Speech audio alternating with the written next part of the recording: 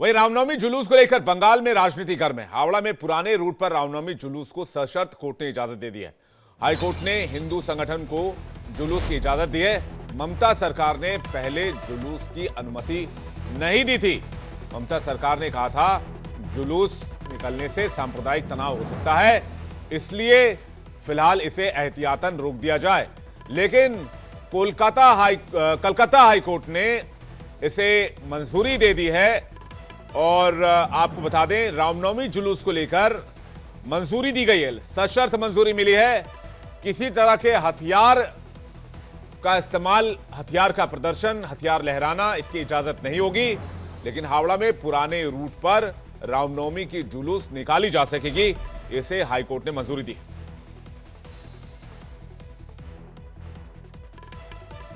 हालांकि बीजेपी ने कहा है कि राज्य रामनवमी पर करीब 1.5 करोड़ लोग शोभा यात्राओं में शामिल होंगे। वहीं मुख्यमंत्री ममता बनर्जी ने लोगों से शांतिपूर्वक रामनवमी त्योहार मनाने की अपील की है। हाईकोर्ट ने रामनवमी का जुलूस निकालने की इजाजत देते हुए कहा कि इसमें हथियारों की इजाजत नहीं रहेगी। अदालत ने बाइक रैली निकालने या डीजे बजाने पर भी पाबंदी लगाई है। अदालत ने अंजनी पुत्र सेना, विश्व हिंदू परिषद और दुर्गा वाहिनी को रैली निकालने की इजाजत दी है। अदालत ने यह भी कहा कि 500 से ज्यादा लोग जुलूस में शामिल नहीं होंगे। आयुषी इस वक्त हमारे साथ इस खबर पर जुड़ रही है, सीधे उनके पास चलते हैं। आयुषी, क्या पूरी जानकारी आपके पास?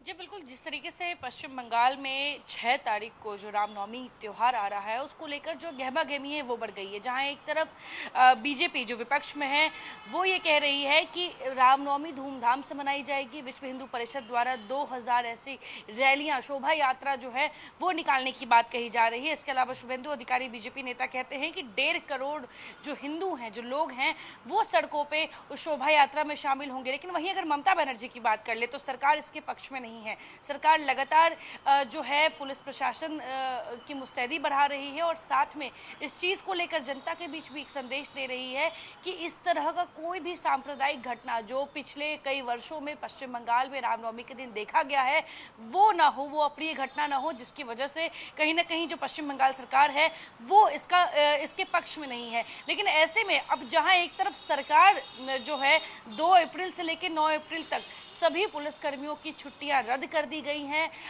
चाक चौबंद लगा दिए गए हैं, मुस्तैद कर दिए गए हैं। इसके अलावा सीसीटीवी से हर एरिया में निगरानी रखी जा रही है। और जो काफ़ी ज़्यादा आपको बता दें कि कोलकाता उच्च न्यायालय की तरफ से भी जो फैसला आया है कि कुछ शर्तों के साथ अंजनी पुत्र सेना को रामनवमी में हावड़ा में जो है आयोजित करने का अनुमति दे दिया है। यानी कि शोभा यात्रा निकाली जाएगी, लेकिन जो 500 लोग शोभा यात्रा में शामिल होंगे उन सबको अपना आधार कार्ड जो है वो पुलिस को सबमिट करना होगा और कोई भी हथियार लिए बिना जो है आपको शोभा यात्रा में जाना होगा। तो ये कुछ शर्तें हैं जो उच्च न्यायालय की तरफ से दी गई है। लेकिन वहीं अगर आपको बता दें तो जादवपुर विश्वविद्यालय में जो छात्र हैं वो चाहते हैं कि रामनवमी को लेकर एक भव्य कार्यक्रम किया जाए, लेकिन इसकी अनुमति प्रशासन ने नहीं दी, जिसके बाद छात्रों के बीच में नाराजगी नजर आ रही है। तो ऐसे कई इंसिडेंट हैं जो 6 अप्रैल को रामनवमी है उससे पहले जो है पश्चिम बंगाल में देखे जा रहे हैं।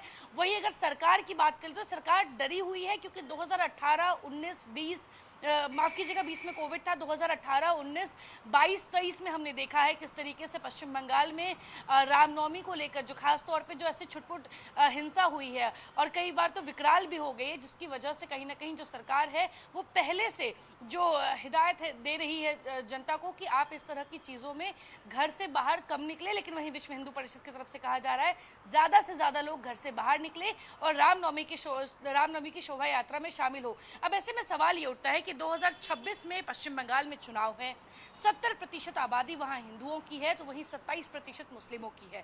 तो ऐसे में सवाल ये उठता है, जैसे हमने पिछले दिनों देखा कि बांग्लादेश में जिस तरीके से हिंदुओं पर हमला हुआ था उसको लेकर भी कहीं ना कहीं पश्चिम बंगाल में जो हिंदू रह रहे थे उनमें भी नाराजगी नजर आ रही थी। तो कहीं ना कहीं बीजेपी इसको एक बड़ा स्ट्रैटेजी अभी समझ रही है कि अब चुनाव में सिर्फ 1 साल बचे हैं और इस 1 साल में जो तमाम हिंदू जो पश्चिम बंगाल में रह रहे हैं उनको जगाने की कोशिश की जा रही है, उन तक वो संदेश पहुंचाने की कोशिश की जा रही है कि ईद जैसे त्यौहार जो है वो खुलेआम मनाए जाते हैं, लेकिन जब रामनवमी आती है तो सरकार उसके पक्ष में नहीं है। तो इस तरह का जो संदेश है वो बीजेपी देने की कोशिश कर रही है, लेकिन अभी पश्चिम बंगाल सरकार के लिए सबसे बड़ी जो चुनौती है वो ये है कि 6 अप्रैल को अगर शोभा यात्रा निकाली जाती है, जो कि निकलेगी क्योंकि कहीं ना कहीं उच्च न्यायालय की तरफ से भी कुछ ऐसे शोभा यात्रा जो निकालने वाले हैं उनको परमिशन दिया गया है, तो ऐसे में पश्चिम बंगाल के सामने चुनौती ये है कि 6 तारीख को किसी भी जिले में सांप्रदायिक हिंसा ना हो और जो गतिविधि पहले देखने को मिली थी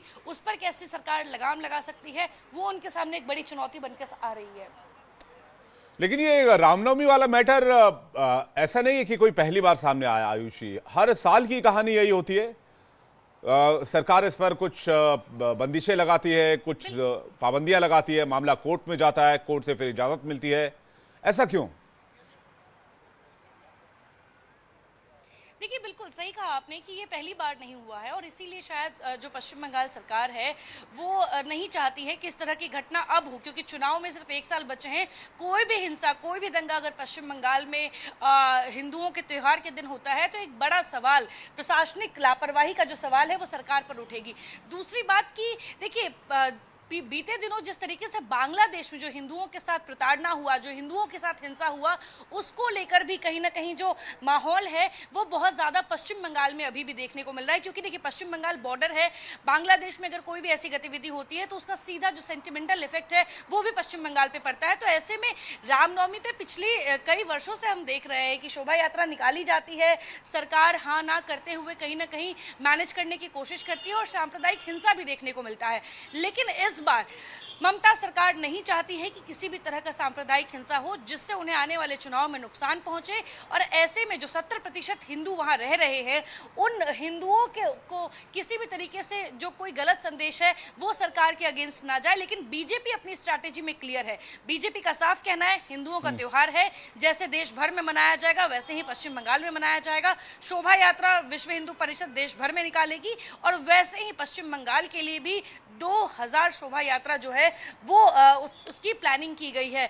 तो ऐसे में बिल्कुल 6 तारीख पर सबकी नजरें रहेंगी, लेकिन सवाल यही है कि जितने पिछले सालों से जितनी बार सांप्रदायिक हिंसा जो पश्चिम बंगाल में हुई है तो ममता सरकार को कहीं ना कहीं कटघरे में लाकर हर बार खड़ा की है कि आखिर पुलिस प्रशासन बिल्कुल बीजेपी हर बार ये कहती है कि अपीसमेंट पॉलिटिक्स और नौबत क्यों आई कि मुसलमानों की तुष्टीकरण के लिए बार बार ममता बनर्जी ऐसा करती है। खैर ये मामला सियासी है, हालांकि कोर्ट की तरफ से हिंदू संगठनों को इजाजत मिली है, लेकिन सशर्त मिली। आपका शुक्रिया आयुषी हमारे साथ जोड़ने के लिए।